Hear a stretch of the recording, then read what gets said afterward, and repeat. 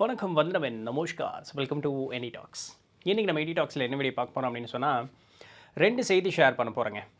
ஒன்று வந்து இப்போ நம்ம எல்லாருமே தியானத்தில் உட்காரும் பொழுது எல்லாருமே பொதுவாக சொல்லக்கூடியது என்ன, எனக்கு வந்து அந்த எண்ணமற்ற நிலை அப்படிங்கிறது போவதற்கு சிரமமாக இருக்குது. அது அது எப்படி எனக்கு உட்கார்ந்தாலும் வந்து அந்த எண்ணம் அப்படிங்கிறது ஓடிட்டே இருக்குது அப்படிங்கிற அந்த ஒரு இது இருக்கு இல்லையா. அதற்கு வந்து தியானத்தில் அமர்ந்ததற்கு பிறகு தான் அந்த பயிற்சியை நம்ம செய்யணும், இல்லை அந்த பயிற்சி செய்கிறதுக்கே தியானத்தில் உட்காரணும் அப்படிங்கக்கூடிய அவசியம் கிடையாது. எல்லா நேரத்துலையுமே நம்மளை வந்து அந்த எண்ணமற்ற நிலையில் கொண்டு போய் வைக்கிறதுக்கு நம்ம வந்து பயிற்சி அப்படிங்கிறத எடுத்துக்கலாம். எப்படி அப்படின்னு கேட்டால், நம்மளால் வந்து யோசிக்கிறது நிறுத்தவே முடியாது. ஏன் அப்படின்னு சொன்னால், சின்ன வயசுலேருந்தே ஒன்று இயற்கையாகவே நமக்கு வந்து ஒரு தற்காப்பின் காரணமாக அது என்ன நடக்கும், அதுக்கப்புறம் என்ன நடக்கும், இதுக்கப்புறம் என்ன ஆகும் அப்படிங்கிற மாதிரி இது வரும். இந்த உலக விஷயத்தோட ஒன்றிணைந்து இருக்கக்கூடிய நேரத்தில் அப்படின்னு வரும்பொழுது, அந்த குழந்தை பருவம் அந்த எல்லாத்தையும் அப்படி சமமாக தட்டு ஜாலியாக சுற்றிட்டு இருக்கிற அந்த பருவம் தாண்டி அந்த எனக்கு அப்படின்னு சொல்லக்கூடிய அந்த ஒரு தன்மை அப்படிங்கிறது வரும்பொழுது, இது கிடைக்கல என்ன ஆகும், அது எனக்கு அது வேணும் இது வேணும் அப்படிங்கிறது வரும். அதற்கப்புறம் இது வந்து அடிஷ்னலாக நிறைய எண்ணங்கள் வந்துக்கிட்டே இருக்கும் அப்படின்னு பாருங்களேன். இப்படியே பழக பழக பழக பெரியவங்களாகும் பொழுது நம்ம ஃப்யூச்சரை பற்றி யோசிச்சுக்கிட்டே இருப்போம். எதை வச்சு, நம்மளுடைய கடந்த காலத்தை வச்சு நம்ம ஃப்யூச்சரை யோசிச்சுக்கிட்டே இருப்போம். ப்ரெசென்ட் அப்படிங்கிறத நம்ம கம்ப்ளீட்டாக இக்னோர் பண்ணிடுறோம். இது ஒரு கட்டத்தில் என்ன ஆயிரும் அப்படின்னு சொன்னால், நம்மளுடைய வாழ்வில் சராசரியான ஒரு நிகழ்வு அப்படிங்கிற மாதிரியே இது மாறி போயிடும். இது எப்பெல்லாம் நடக்கும், எப்பவுமே நடந்துக்கிட்டே இருக்கும். தான் இந்த நொடி பொழுது உங்களுக்கு நடந்துக்கிட்டே இருக்கும். இப்போ நான் பேசிகிட்டு இருக்கேன் இல்லையா, நான் பேசுகிறத மட்டும்தான் நீங்கள் கவனிச்சிக்கிட்டு இருக்கீங்களா? உங்களுடைய மனசில் வந்து வேறு எந்த எண்ணங்களையுமே ஓடுறது இல்லைன்னு சொல்லுங்கள் பார்க்கலாம். நேரத்துக்கு 1000 எண்ணம் ஓடி இருந்திருக்கும். நீங்கள் என்னை பார்க்குறதுலேருந்து, சுற்றி என்ன நடக்குது அப்படிங்கிறதுலேருந்து, வேறு ஏதாவது ஒரு நிகழ்வு உங்கள் வீட்டுக்குள்ளே என்ன நடந்துக்கிட்டு இருக்குது அப்படிங்கிறதுலேருந்து, வேறு ஏதோ கடந்த காலத்தில் நடந்த ஒரு நிகழ்வுலேருந்து எதையாவது ஒரு எண்ணம், 1000 எண்ணம் வந்து இந்த நொடிப்பொழுது கூட உங்களுக்கு ஓடிக்கிட்டு இருக்கும். இல்லைன்னு சொல்கிறதுக்கு யாருமே இல்லை இல்லைங்களா? ஏன்னா இன்றைக்கி ஒரு வாரம் நம்ம வளர்ந்து வந்துட்டோம். அப்போ ஏகப்பட்ட எண்ண பதிவுகள் அப்படிங்கிறது இருக்குது. எப்போ இதெல்லாம் போகும்? தியானத்தில் உட்காந்தா மட்டும் டபால்னு போயிடும் அப்படிங்கிறதுக்கு ஏதாவது உத்தரவாதம் இருக்கா அப்படின்னு கேட்டால் கண்டிப்பாக கிடையாது. அப்போது இதை நம்ம விழித்து கொண்டு இருக்கும் பொழுதே அதுக்கு உண்டான பயிற்சி அப்படிங்கிறத நம்ம எடுக்க ஆரம்பிக்கணும் அப்படிங்கிறத நம்ம புரிஞ்சுக்கணும். என்ன பண்ணலாம் நல்லா புரிஞ்சுக்கங்க. இப்படியே உட்காண்ட்ருக்கோம், நம்மளுக்கு ஏதோ ஒரு கற்பனை அப்படிங்கிறது ஓடுதுன்னு வச்சுக்கோங்களேன். நம்மளுடைய கண்ணனுடைய கருவழி அப்படியே விரிவடையும். இப்போது சராசரி ஒரு வேலை செஞ்சுக்கிட்டு இருக்கும்போது அது கற்பனை இல்லை, அது சிந்தனை ஓடிக்கிட்டே இருக்கும். ஃபர்ஸ்ட் ஆஃப் ஆல் அது ஓடக்கூடாது, அதுக்கப்புறம் வர்றேன். நம்ம பொறுமையாக ஃபஸ்ட்டு உட்காந்துட்ருக்கோம். உட்காரும்பொழுது இப்படியே இருப்போம். குளிக்கும் பொழுது அதிகமாக நடக்கும், மலஜலம் கழிக்கும் பொழுது இது நடக்கும். ஏன்னா அந்த நேரத்தில் எல்லாம் உடம்புலேருந்து ஹீட்டு வெளியே போகும். இந்த ஹீட்டு வெளியே போகும்பொழுது நம்மளுடைய அந்த அப்படியே ரிலாக்ஸ்டாக இருக்கும். அந்த நேரத்தில் கற்பனைக்கு அதிகமான வெளிப்பாடு அப்படிங்கிறது இருக்கும். கண்ணை மூடணும் அப்படின்னு சொன்னால் உள்ள கருவழி விரிவடையும். அதே போல் கனவுல இருந்தோம் அப்படின்னு சொன்னாலும் சராசரி இருக்கிறத விட கருவழி அப்படிங்கிறது விரிவடையும். இப்போ பார்க்கும் பொழுது இது ஒரு சும்மா அடிஷ்னல் இன்ஃபர்மேஷன். நமக்கு முன்னாடி ஒரு திரை போத்துன மாதிரி ஆயிடும். அப்போது கனவுலேருந்து நினைவுக்கு வரும்பொழுது நம்ம இப்படி ஒரு செகண்ட் இப்படி பார்த்தோம்னு வச்சுக்கோங்களேன். இது நீங்கள் உணர்ந்து பார்த்துருக்கீங்களா? நீங்கள் எதையாவது ஒரு யோசனையில் அப்படியே இருப்பீங்க. ஒரு கனவு அப்படியே கனவு ஒன்றா நம்மளை ஹீரோயினாக நினச்சிக்கிட்டு இருப்போம். இல்லை இது அப்படி பண்ணியிருக்கலாம்ல, இப்படி பண்ணியிருக்கலாம்ல, இது நடந்திருக்கலாம்ல, இது நடந்திருக்கலாம்ல, இப்படி கிடச்சா நல்லா இருக்கும்ல, இப்படி ஏதாவது ஒரு யோசனை வந்துக்கிட்டே இருக்கும். அதெல்லாம் அப்படி முடிச்சுட்டு ஒரு செகண்ட் இப்படியே பார்க்கும் பொழுது அந்த நிகழ்காலம் அப்படின்னு வரும்போது ஒரு செகண்ட் அப்படியே அந்த விஷன் அப்படி கிளியர் ஆகும். ஒரு போத்தின திரை வந்து இப்படி திரையை ஓப்பன் பண்ண மாதிரி இருக்கும். இதை கொஞ்சம் சட்டிலாக இருக்கும். பொறுமையாக யோசித்து பார்த்தீங்கன்னா ஒரு திரை இப்படி மூடி திரை இப்படி திறந்த மாதிரி இருக்கும். அந்த நிகழ்வு நமக்கு இருக்கும். இந்த நிகழ்வு நடக்காமல் இருக்கிறதுக்கு சராசரி நாள்லேயே நீங்கள் பயிற்சி செய்ய ஆரம்பிச்சிங்க அப்படின்னு சொன்னாலே போதும். அப்படின்னா என்ன? இப்போ நம்ம இங்கே உட்காந்துருக்கோம், நான் பேசிகிட்டு இருக்கேன்னா நான் பேசுகிறது மட்டும் கவனிக்கணும். அந்த எண்ணங்கள் வேறு வரும்பொழுது இப்படியே போவோம். நான் பேசுகிறது காதில் உங்களுக்கு விழுந்துக்கிட்டே தான் இருக்கும். ஆனால் உங்களுக்கு எதுக்கு முக்கியத்துவம் கொடுக்குறீங்களோ அதுக்கு என்ன அந்த இடத்துல போயிடும். இப்போ அதுதான் முக்கியம் அப்படின்னு சொன்னால் இதை நிறுத்திட்டு அந்த இடத்துக்கு உங்களுடைய கவனத்தை கொண்டு போயிருங்க. அப்படி இல்லை, இங்கே நான் பேசுகிறது தான் முக்கியம்னா அந்த எண்ணங்கள் வந்தாலும் ஒரு நிமிஷம் அப்படின்ட்டு இங்கே மட்டும் கவனிச்சிக்கிட்டே இருங்க. இதுபோல் ஒரு வேலைக்கும் நம்ம வந்து செய்ய ஆரம்பிக்கணும். இப்போது நிறைய பேர் கேட்குறது உண்டு, ரமண மகரிஷி எதையுமே எண்ண மாட்டார்னு சொல்கிறீங்க இல்லையா? அவர் வந்து சராசரி அன்றாட வேலைகள்லாம் செய்வார்ல, அது எப்படி செய்வார்? அவர் காய்கறி வெட்டி தருவார், அங்கேருந்து மலைகளுக்கு போவார், தியானம் இருப்பார். இது மாதிரி இப்போ ஒரு சிந்தனைங்கிறது ஒன்று எழுந்தால் தானே ஒரு செயல் அப்படிங்கிறத செய்ய ஆரம்பிப்போம். அப்படின்னா காய்கறி வெட்ட போகணும் அப்படிங்கிற அந்த ஒரு சிந்தனை அவருக்கு எழுது அப்படின்னு சொன்னால் காய்கறி வெட்டுறாருன்னா காய்கறி மட்டும்தான் வெட்டிகிட்டு இருப்பார். அதுக்கு மாதிரி வேறு எந்த எண்ணங்களும் அவருக்கு இருக்காது. அதே பயிற்சி தான் இப்போ நம்ம மேற்கொள்ள போகிறோம். என்னங்க அவருக்கு வாய்க்குங்க, நமக்கு வாய்க்காது. அவர் முன்வினை கருமத்தினால முன் செஞ்ச தவத்தினுடைய பயனால் அவருக்கு உடனே நடந்தது. அதற்காக நம்மளால் முடியாதுன்னு கிடையாது. இல்லையா? அவர் முயற்சி செஞ்சார், இந்த பிறவில அவருக்கு ஈஸியாக நடந்தது. நாம் இப்போ முயற்சி செய்வோமே, இப்பிறவிலேயே நடந்தாலும் சந்தோஷம் தானே. இப்போ இன்னும் ஒரு 2-3 பிறவியில் நடந்தால் என்ன, எப்போவோ ஆக மொத்தம் செய்யத்தானே போகிறோம், இப்போலேருந்தே செய்வோம். ஒரு செயல் செய்து கொண்டு இருக்கும் பொழுது குளிக்கிறோமா, அப்படியே குளிச்சுட்டே இருக்கும் பொழுது அந்த தண்ணி ஊற்றுறோம், மோக்கிறோம், தண்ணி ஊற்றுறோம், சோப்பு தேய்க்கிறோம், இந்த எண்ணம் மட்டும்தான் இருக்கணும். இப்போ நான் கண்ணில் பார்வையில் பார்க்குறேன்னா அது மட்டும்தான் இருக்கணும், வேறு எதுவுமே எனக்கு எண்ணத்தில் ஓடக்கூடாது. சமைக்கிறோமா, அந்த காய்கறி வெட்டுறோம், அதை தூக்கி சட்டியில் போடுறோம், அது அப்படியே லைவாக தெரியணும் நமக்கு. இது கனவு காணும் பொழுது அந்த வேலையை செய்து கொண்டு இருக்கும்போது புத்தி வேலை செஞ்சுட்டு இருக்கும்போது ஒரு திரை மூடி இருக்கும். 100 எண்ணங்கள் வந்ததுன்னா 100 திரை நமக்கு மூடி இருக்கும். அதனால தான் அந்த சமைக்கும் பொழுது ஏதாவது தவறு பண்ணுவோம், ஒரு வேலை செய்யும்போது தவறு பண்ணுவோம். ஏன் உங்களுக்கு அங்கே கண்ணுக்கு தெரியல. நீ தப்பு பண்ணுறேங்கிறது உங்கள் மூளை சொன்னாலும் கூட அதை ஏற்றுக்கிறதுக்கு முன்னாடி உங்களுக்கு திரை மறைச்சிருக்கு. உங்களுடைய கண்ணே நிறைய நேரத்தில் அதை பார்த்து உணரக்கூடிய அந்த ஒரு தன்மை அப்படிங்கிறது இருக்காது. அதனால தான் அந்த அக்கறை இல்லை, கேர்லெஸ் மிஸ்டேக் அப்படின்னு சொல்கிறோம்ல. ஏன்னா எண்ணங்கள் நிறைய வேறு போய்கிட்டே இருக்கும். இதை சராசரியாக நம்மளுடைய வாழ்வில் அன்றாட வாழ்வில் பழகணுன்னாலே போதும். கொஞ்ச நாள் நீங்கள் முயற்சி செய்ய ஆரம்பித்த நாள்லேருந்தே பார்த்தீங்கன்னா நீங்கள் கனவுல தான் இருக்கீங்கன்னே உங்களுக்கு தெரியாது. நீங்கள் அதுக்கு கவனப்படும் பொழுது அப்படிங்கும் பொழுது ஒரு செகண்டு டேச்சே இவ்வளோ நேரம் கனவுல தான் இருந்தேன்னா இதுக்கு தான் போகக்கூடாதுன்னு நினச்சேன். அதை ப்ராக்டிஸ் பண்ணுங்கள். பண்ண நீங்கள் கனவுக்கு போன உடனே அதை சொல்லிடும், ஓகே ரிட்டன் வந்துடு அப்படின்ட்டு. இப்போ அதிலிருந்து அப்படியே பயிற்சி செய்ய அந்த கனவு போகும்பொழுதே போகாதேங்க. இப்போ இந்த நேரத்தில் உங்களுக்கு எப்படி இருக்கும் தெரியுங்களா, ஒரு மாதிரி டார்ச்சராக இருக்கும். ஏன்னா கனவு காண்றது ஜாலியாக இருக்கும். நிஜ வாழ்க்கையில் என்னால் அதை வாழ முடியல, கனவுலையாவது இருந்துட்டு போகிறேனே, ஒரு சுகம், ஒரு ஒரு ஒரு போலியான ஒரு சுகம் இல்லையா? அந்த சுகம் நமக்கு வேணும். அந்த ஆன்மா எப்படியெல்லாம் தன்னுடைய ஆசைகளை நிறைவேற்றிக்கிது பாருங்க, நிஜத்தில் தான் நடக்கலை, கனவுலையாவது நடக்கட்டுமே அப்படின்னு அந்த போலியான ஒரு சுகம், அதுக்கு இடம் கொடுக்காதீங்க. அப்போ உங்களை அப்படியே கம்போஸ்டு அப்படியே கொண்டு வந்து உங்களை ஒரு நிலைப்படுத்தி அப்படின்னு நிறுத்திட்டு உங்களோட செயல்களை மட்டும் செஞ்சுட்டே இருங்க. வேறு எந்த யோசனையும் வரக்கூடாது. பயிற்சினால் முடியும், சரிங்களா? இதற்கு பழகிக்கிட்டிங்கன்னா தனியாக ஒரு இடத்துல உட்காந்து தான் தியானம் செய்யணும் அப்படின்னு சொல்லக்கூடிய அவசியம் அப்படிங்கிறது கிடையாது.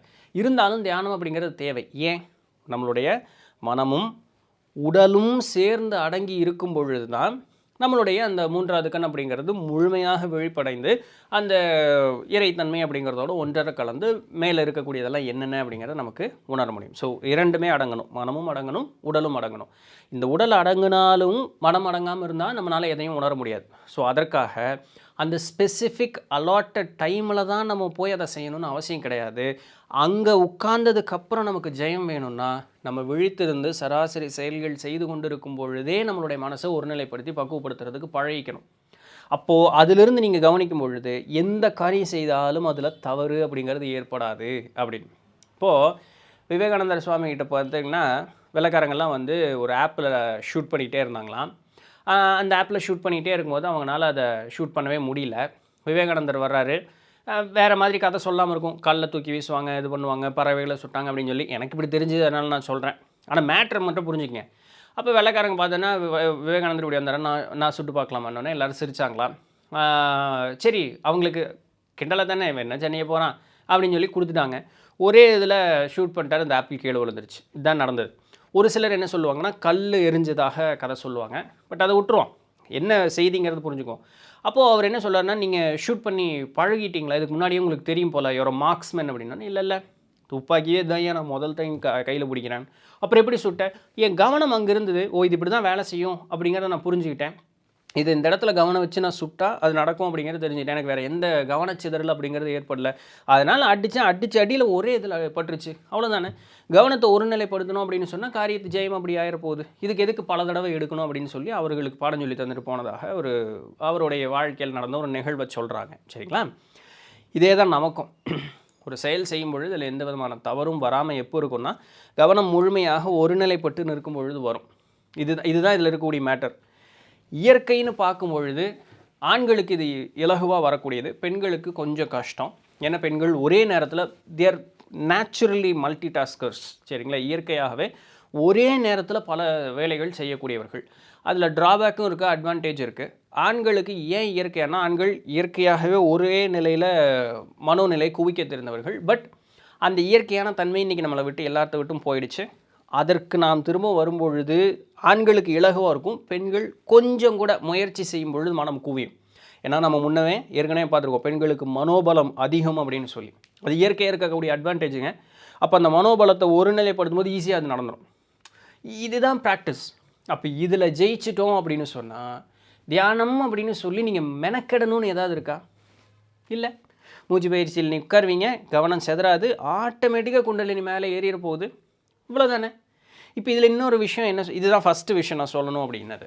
ரெண்டாவது பார்த்தீங்கன்னா, சித்தர்கள் நூட்கள் எல்லாத்தையுமே எடுத்து படிக்கும் பொழுது பார்க்கும் பொழுது நமக்கு முதல் போனோன்னே மலஜலம் வந்து முழுமையாக நீக்குவாங்க.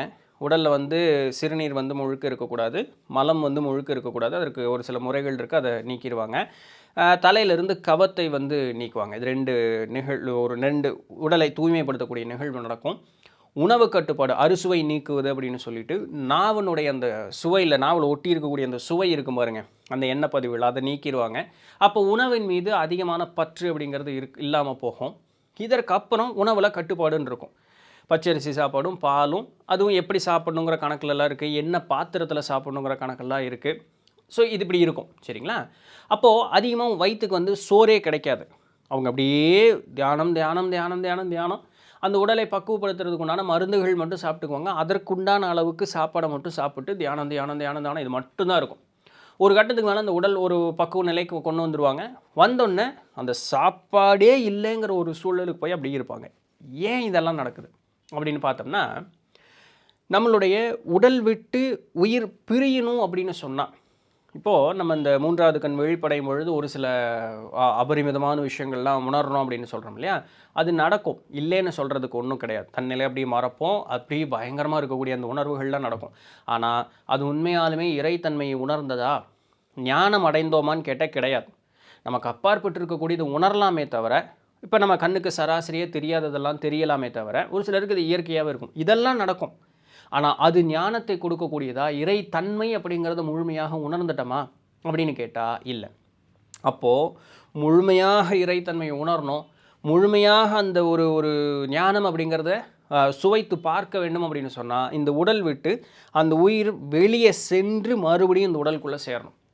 கொங்கணவரனுடைய நடுக்காண்டம் கடைக்காண்டம் தான். அதில் வந்து கடைக்காண்டத்தில் அவர் எழுதுகிறாரு, ஒரு ஊதுபத்தி இருக்கு இல்லையா, ஊதுபத்திங்கிற மாதிரிங்க, ஒரு விளக்கு இருக்குது, திரி இருக்குது, திரியில் விளக்கு எரிஞ்சிட்ருக்கு, நெருப்பு எரிஞ்சிட்ருக்கு. அந்த நெருப்பு அணைஞ்ச பிறகு ஒரு தீக்குச்சியை கொளுத்தி அந்த புகையில் வச்சிங்கன்னு வச்சிங்களேன், அந்த தீ இப்படி வந்து திருப்பியும் அந்த திரியில் போய் பார்த்தோம். இல்லை சின்ன வயசில் விளையாண்டுருப்போம். இவ்வளோ தான் என் ஞானம் அடைகிறதுக்கு உண்டான வழிங்கிறார். இதை தவிர இந்த உலகத்தில் எளிமையாக ஞானம் அடைவதற்கு உண்டான வழியை யாருனாலையுமே சொல்ல முடியாதுங்கிறார். உண்மையாலுமே அது எனக்கு புரியல அன்றைக்கி. இது என்னென்னா, இந்த உடல் விட்டு அந்த ஆன்மாவை வெளியே கொண்டு போய் திருப்பி உள்ளே கொண்டு வரணும். இதுதான் ஃபஸ்ட்டு விஷயம். நமக்கு இறைத்தன்மை அப்படிங்கிறது முழுமையாக உணர்ந்து அந்த ஞானம், இதெல்லாம் மாயான்னு உணர்றதுக்கு அந்த உயிர் உடலை விட்டு கூட்டை விட்டு வெளியே போய் அதெல்லாம் உணர்ந்துட்டு திருப்பி கூட்டுக்குள்ளே வரணும். இதற்கு என்ன வழின்னா, இது இலகுவாக எங்கே பார்க்கலாம் தெரியுங்களா, இறக்கும் தருவாயில் இருக்கக்கூடிய ஒருத்தர் நோட் பண்ணிங்கன்னு வச்சுக்கோங்க. அவருக்கு மேல் நாடுன்னு சொல்லுவாங்க. கருமை நிறத்தில் வந்து மலம் வெளியே கழியும், துர்க்கந்தம் வீசக்கூடிய சிறுநீர் வெளியே கழியும், சரிங்களா. மலஜலம் முழுக்க கழியும், அவங்க வயிறெல்லாம் அப்படி ஒட்டி போயிடும். அதற்கு மீறி அவர்களுக்கு உணவு இறங்காது, வயிறு காலி ஆயிரும். அவங்க அந்த தண்ணி பால் மட்டும் கொடுப்பாங்க, அதுவும் வலிஞ்சிக்கிட்டே தான் இருக்கும், உள்ளே போகாது. எல்லா அவயங்களும் அது அதனுடைய வேலையை நிறுத்திடும். வயிறு முழுக்க காலியாயிரும், மலஜலம் கழிந்துடும், உணவு அதற்கு மீறி இறங்காது, அப்படியே கிடப்பாங்க. தன்னிலை மறந்து கிடைக்கும் போது உயிரை விட்டு வெளியே போகும். இதே தான் நமக்கும் நடக்கணும். அதனால தான் முழுமையான தியானத்தில் இருக்கக்கூடியவர்கள் உணவை முழுமையாக நிறுத்தி அப்படியே தன்னிலை மறந்த அந்த ஒரு இடத்துல அவர்கள் அமரும் பொழுது அந்த கூட்டை விட்டு ஆன்மா வெளியே போகும். ஆனால் இங்கே என்னென்னா, இது நாமே முயற்சி செய்து செய்யக்கூடிய காரணத்தினால போனதை திருப்பி உள்ளே இழுத்தரலாம். தெண்டனிட்ட வாயுவை, அது நல்ல சிவவாக்கியர் பாட்டுங்க, அருமையான பாட்டு. மேபி நான் இங்கே கீழே கொடுக்குறேன், ரொம்ப அழகான அந்த ஒரு பாட்டு. அவர் அதை தான் சொல்லுவார், போன வாயுவை திருப்பி உள்ளே இழுத்துட்டேன்னா போதுண்டா, நீ ஞானம் அடைஞ்சிட்டடா அப்படிம்பாங்க. ஸோ நம்ம நிறைய சாப்பிட்டு மலஜலத்தோடவே நம்ம அமரும் பொழுது 3வது கண் தூண்ட பெறும். அதனால் நமக்கு ஏற்படக்கூடிய அந்த அனுபவங்களை நாம் உணரலாமே அன்றி, முழுமையான ஞானத்தை உணர்வதோ இல்லை இறைத்தன்மை அப்படிங்கிறது உணர்வதோ தன்னிலை உணர்வது அப்படின்னு சொல்லக்கூடியது ஒரு காலம் நடக்காது. அது வந்து அதற்குண்டான அளவுக்கு மெனக்கெட்டு பயிற்சி செஞ்சால் மட்டும்தான் அதற்குண்டான மாதிரி நடக்கும். அப்போது உடல் மாறும், மனம் மாறும். அப்போ அதெல்லாம் எதிர்கொள்ளக்கூடிய அளவுக்கு நமக்கு வலிமை அப்படிங்கிறது வேணும் இல்லைங்களா. ஸோ அதனால தான் கோடியில் ஒருவன் சித்தனாவான் அப்படின்னு சொல்லி அகத்தீசனார் சொல்லுவார். ஸோ இந்த ஒரு நிலை என்னைக்கு எந்த ஒரு மனிதனுக்கு வாய்க்குதோ அன்னைக்கு அந்த அந்த முழுமையான அந்த ஞான நிலை அப்படிங்கிறது உணர முடியும். அது வரைக்கும் 3வது கண் தூண்ட பெற்று வரக்கூடிய அனுபவங்கள் உணர்ந்துட்டு அப்படியே நம்ம வந்து இருக்கலாமே தவிர, உன்னதமான ஒரு நிலை அப்படிங்கிறது நம்மளால் ஒரு காலம் உணர முடியாது அப்படிங்கிறத நம்ம புரிஞ்சுக்கிட்டு தான் ஆகணும், ஒத்துக்கிட்டு தான் ஆகணும். எஸ். ஸோ இது அதற்காக பயிற்சி பண்ணாமல் இருக்க முடியாது இல்லைங்களா? தொடர்ந்து செய்வோம். ஸோ இதுதான் இன்றைக்கு உண்டான செய்தி. பிடிச்சிருந்திருக்கும், இன்ஃபர்மேட்டிவாக இருந்திருக்கும் அப்படின்னு நம்புகிறேன்.